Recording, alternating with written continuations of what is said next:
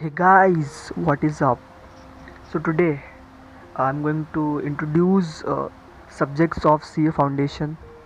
I'm going to do in-depth analysis of CA Foundation subjects. So watch till the end. So there are four papers. First one is accounts, second law and BCR, third is maths, logical reasoning and statistics, and fourth one is economics जो हम लोग commerce में 11th-12th में पढ़ते हैं. And उसके पास BCK होता है. और BCK कहीं ना कहीं जो बिज़नेस स्टडीज़ होती है CBSE में और महाराष्ट्र बोर्ड में जो OCM करके सब्जेक्ट होता है, organisation of commerce and management, वो कहीं ना कहीं उससे रिलेटेड होता है. एंड अकाउंट्स के कुछ कुछ टॉपिक हम लोग 11th-12th में ऑलरेडी पढ़ चुके होते हैं. एंड काफ़ी हेल्प मिलती है अगर आप कॉमर्स बैकग्राउंड से हैं CA फाउंडेशन में. So it is not must, but आपको एक प्लस पॉइंट रहेगा अगर आप कॉमर्स बैकग्राउंड से हैं, तो आपका अकाउंट्स आपको थोड़ी सी बहुत नॉलेज तो होगी रहेगी अकाउंट्स की. सो फर्स्ट वन अकाउंट्स में दो मॉड्यूल होते हैं. देखिए फर्स्ट मॉड्यूल ऊपर ही है. एंड इसमें how many chapters are there? There are total 10 chapters in accounts and और यहाँ पर इसमें 6 चैप्टर है फर्स्ट मॉड्यूल में, जिसमें पहला थियोरेटिकल और फ्रेमवर्क है, सेकंड पूरा accounting concept, principles and conventions है. एंड उसके बाद थर्ड यूनिट जो है उसमें अकाउंटिंग टर्मिनोलॉजी है. पूरा चैप्टर 1 कितने यूनिट्स में डिवाइडेड है? 9 यूनिट्स में, ऐसे करके पूरा अलग अलग चीज़ें हैं, पूरी बेसिक चीज़ें हैं. ये पूरा थ्योरी पार्ट है. एंड उसके बाद सेकेंड चैप्टर है अकाउंटिंग प्रोसेस, जो हम लोग ने पूरा 11th में पढ़ा है. Journal, ledger, trial balance, rectification of error, BRS, वो सब पूरा इसमें है. As you can see second unit में लेजर्स है, थर्ड में ट्रायल बैलेंस है, एंड फोर्थ में कैश बुक भी पढ़े हम लोग ने, रेक्टिफिकेशन ऑफ एरर्स भी पढ़े थे 11th में, एंड बैंक रिकन्सिलिएशन स्टेटमेंट है third chapter. Fourth chapter inventories हैं. And fifth chapter concept and accounting for of depreciation. ये वाला चैप्टर हम लोग पढ़े हैं डेप्रिसिएशन का 11th में. And accounting for special transaction, कुछ स्पेशल ट्रांजेक्शन होते हैं, जैसे बिल्स ऑफ एक्सचेंज और प्रॉमिसरी नोट हम लोग थोड़ा पढ़े हैं 12th में. And sale of goods on approved return और रिटर्न बेसिस, तो ये यूनिट 2 है इस चैप्टर का. एंड कंसाइनमेंट अकाउंट जो करेंटली मैं भी कर रहा हूँ, it is of 10 marks. CA foundation में कंपल्सरीली 10 मार्क का क्वेश्चन आता है ये. एंड एवरेज ड्यू डेट ये भी मैं कर रहा हूँ. पास्ट के क्वेश्चन इसके हो गए हैं, मॉड्यूल भी करना बाकी है. सो ये भी 4-5 मार्क का आता ही है. फिर अकाउंट करेंट है 5th यूनिट. तो ये पूरा मॉड्यूल 1 का ये सब था. पूरा मॉड्यूल 1 में पूरे 6 चैप्टर्स थे. ओके. फिर मॉड्यूल 2 में there are 4 chapters. 7th chapter है फाइनल अकाउंट्स का, जो हम लोग ने 11th में पढ़े थे. Final account of sole proprietors. And then partnership accounts है, जो हम लोग 12th में पढ़े थे. एंड चैप्टर 9 जो है financial statements of NPO, not for profit organisation, जो हम लोग 12th में पढ़ चुके ऑलरेडी. और कंपनी अकाउंट्स जो होता है, इशू ऑफ शेयर्स, डिबेंचर्स, वो सब पूरा ये सब भी हम लोग पढ़े हैं. देन ये सब पूरा है, पूरा इन डेप्थ है बहुत, और काफ़ी मोटी बुक है, देख सकते हैं. दोनों मिला करके बहुत ज़्यादा हो जाता है, ऑलमोस्ट इतनी मोटी हो जाती है.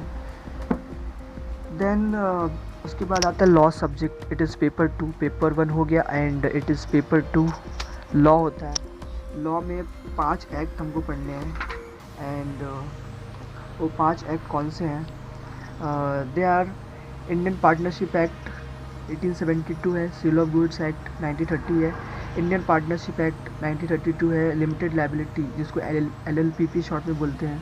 उसके बाद कंपनीज़ एक्ट है. कंपनीज़ एक्ट का पूरा बेसिक है इसमें, और एडवांस लेवल जो है सेक्शंस, वो CA इंटरमीडिएट और फाइनल में ज़रूर रहेगा. तो कंपनीज़ एक्ट में टोटल 5 यूनिट है. एंड सेल ऑफ गुड्स में 4 यूनिट हैं, एंड पार्टनरशिप में 3 यूनिट हैं, एंड LLPP में एक ही यूनिट है, और कंपनीज एक्ट में भी एक ही यूनिट है। सो ऐसे पूरा है लॉ पूरा, ये भी काफ़ी लेंदी है। सबसे बड़ा एक्ट जो है इंडियन कॉन्ट्रैक्ट एक्ट 1872 है, और पूरा फाइनल तक हम लोग पढ़ने वाले हैं ये चीज़, और कंपनीज एक्ट भी पढ़ेंगे। एंड देन BCR होता है, इसका सब पार्ट है बिजनेस लॉ, 60 मार्क्स का पूछा जाता है, सेक्शन ए है। और सेक्शन बी जो रहता है पेपर 2 का, वो BCR होता है, जिसको हम लोग बिजनेस करस्पॉन्डेंस रिपोर्टिंग होता है। अब देख सकते हैं बहुत ब्यूटीफुल कवर है बुक्स का, काफ़ी अच्छा लग रहा है देखने में। एंड इसमें पूरा जो भी आप आज तक पढ़ते आए हैं इंग्लिश में अभी तक पूरा, वो पूरा ये सब इसमें रहता है। तो इसमें क्या क्या है, इसमें कम्युनिकेशन फर्स्ट चैप्टर है। देन उसके बाद सेकेंड चैप्टर जो है वो sentence types and words power है, ठीक है।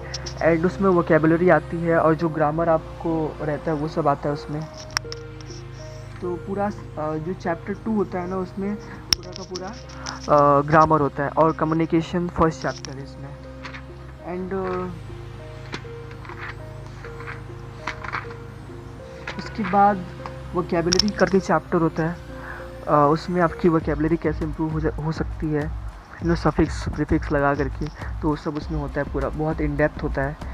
फिर कॉम्प्रिहेंशंस हैं, कॉम्प्रिहेंशन पैसेज, मतलब पैसेज पढ़ के आंसर देना होता है, जैसे हम लोग आज तक करते आए हैं 11th 12th 8th 9th 10th में पूरा ऐसे पैसेज दिया होता है, उसको पढ़ के आंसर्स फाइंड करने होते हैं, तो वो सब भी यहाँ पर है। एंड नोट मेकिंग करके चैप्टर है, how can you make notes by reading any long text. And introduction to basics of writing, precise writing है इसमें यहाँ पर। उसके बाद आर्टिकल राइटिंग है, रिपोर्ट राइटिंग है, फॉर्मल लेटर्स, ऑफिशियल कम्युनिकेशन का एक चैप्टर है वो भी। उसके बाद राइटिंग फॉर्मल मेल्स भी, मेल्स कैसे लिखी जाती है वो भी है। देन रिज्यूम राइटिंग भी है, एंड मीटिंग्स करके भी एक चैप्टर है। तो ये था section B of paper 2। And then third mathematics है, बिजनेस मैथमेटिक्स है, मैथमेटिक्स नहीं बिजनेस मैथमेटिक्स, ऐसा मैथमेटिक्स जो हमें बिजनेस में यूज़ होता है। तो ये थोड़ा डिफरेंट है जनरल मैथमेटिक्स से। और लॉजिकल रीजनिंग, आपके लॉजिक के ऊपर रहेगा कि आप कैसे क्वेश्चन सॉल्व करते हो। There are multiple ways to solve the question. And statistics में पूरा का पूरा जो हम लोग 8 से पूरा स्टैटिस्टिक्स बेसिक से पूरा पढ़ते आ रहे हैं ना, पूरा सब कुछ है यहाँ पर। एंड ये पूरा जो मैथमेटिक्स है ये 3 पार्ट्स में डिवाइडेड है, part A, B and C। Part A जो है वो बिजनेस मैथमेटिक्स है, और ये 40 मार्क्स का होता है, देख सकते दिखा रहे हैं यहाँ पे।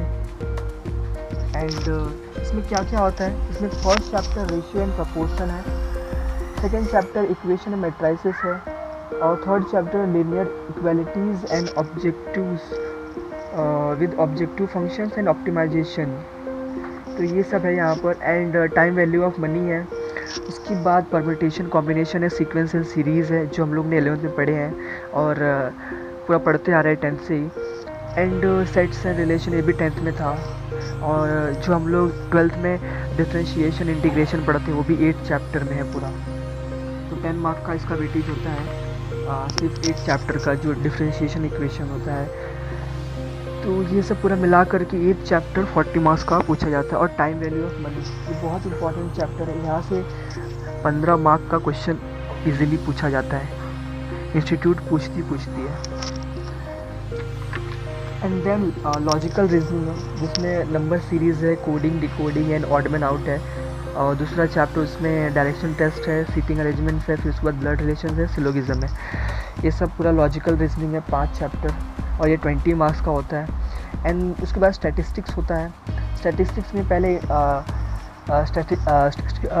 डिस्क्रिप्शन ऑफ डेटा, ये फर्स्ट चैप्टर है। Then measures of central tendency and dispersion probability है जो हम लोग 12th में 11th में पढ़े हैं, इवन 10th में उसका बेसिक था।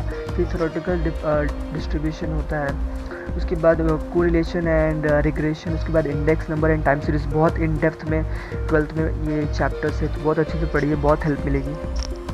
तो ये पूरा 40 मार्क्स का रहता है, तो पूरा 100 मार्क्स का पेपर होता है। एमसीक्यू बेस्ड पेपर होता है पूरा, एंड 2 आवर्स मिलते हैं सॉल्व करने के लिए। तो ये पेपर 3 था। एंड देन हमारा इकोनॉमिक्स 11th-12th से पढ़ते आ रहे हैं। पार्ट 1 इकोनॉमिक्स है और पार्ट 2 बीसी के है। तो इकोनॉमिक्स की कौन कौन से चैप्टर है, इसमें भी ढेर सारे यूनिट्स में, सब यूनिट्स में डिवाइडेड है, चैप्टर्स को डिवाइड किया गया सब यूनिट्स में।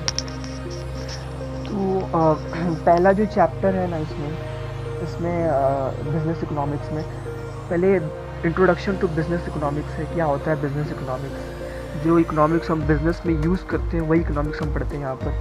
Then theory of demand and supply 11th-12th में पढ़े हैं पूरा। And theory of production and cost कुछ नया है आपके लिए, हमारे लिए भी। And price determination and different market क्या होते हैं।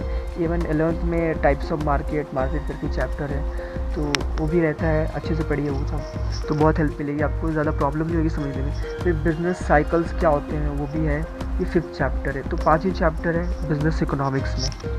तो ये था इकोनॉमिक्स पूरा। एंड उसके बाद आता है बिजनेस कमर्शियल नॉलेज, जो थोड़ा बहुत बिजनेस स्टडीज़ से रिलेटेड होता है, ठीक है। इसमें कौन कौन से चैप्टर्स हैं, इसमें फर्स्ट चैप्टर है business and commercial knowledge introduction. उसका इंट्रोडक्शन है, क्या सब्जेक्ट है इसमें, क्या क्या पढ़ा जाता है वो सब पूरा है, कैसे क्या बिज़नेस होता है कि एक्चुअल में वो सब पढ़ना होता है। तो कहीं ना कहीं अगर आप ये पढ़ेंगे तो आपको लगेगा कि जो बिज़नेस स्टडीज़ या फिर OCM जो सब्जेक्ट है उससे रिलेटेड ही होता है। फिर बिज़नेस एनवायरनमेंट क्या होता है वो भी पढ़ेंगे। थर्ड चैप्टर जो है बिज़नेस ऑर्गेनाइजेशन। 34 कंपनीज़ हैं, वर्ल्ड की बेस्ट 34 कंपनीज़ हैं, जिसमें से 24 इंडियन कंपनीज़ हैं, उनका पूरा डेटा याद करना होता है। और 10 फॉरेन कंपनीज़ हैं, मल्टीनेशनल कंपनीज़ है, जिसमें अमेज़ॉन होता है। एंड बहुत सारी कंपनीज़ है जो बाहर की हैं, और उनका डेटा पूरा, उनका CEO कौन है, उनका हेडक्वार्टर कहाँ पे है, वो कंपनी इनकॉर्पोरेट कब हुई थी, ओके, ये सब चीज़ें होती हैं। उसके बाद government policies for business growth क्या होता है। फिर ऑर्गेनाइजेशन फैसिलिटेटिंग बिज़नेस क्या होता है, जो ऑर्गेनाइजेशन को फैसिलिटेट करते हैं बिज़नेस वो कौन कौन से हैं। उसके बाद कॉमन बिज़नेस टर्मिनोलॉजीज़, मतलब बिज़नेस में कौन कौन सी टर्मिनोलॉजीज़ है जो फ्रिक्वेंटली यूज़ होती है, वो भी पढ़ेंगे हम लोग। उसका बहुत डेप्थ में दिया है, 250-300 टर्मिनोलॉजीज़ है, तो इस सब के ऊपर भी क्वेश्चन आते हैं। और ये बिज़नेस कमर्शियल नॉलेज से जो 6 चैप्टर है, यहाँ से 40 मार्क्स का क्वेश्चन पूछा जाता है। और यहाँ बिज़नेस इकोनॉमिक्स से 60 मार्क्स का, उसमें भी 5 चैप्टर है। तो ये था पूरा in depth analysis CA foundation syllabus का। I hope you like it, and if you have any kind of suggestion then you can comment me in comment box. And thank you so much for watching. Keep studying, enjoy studying. Thank you so much.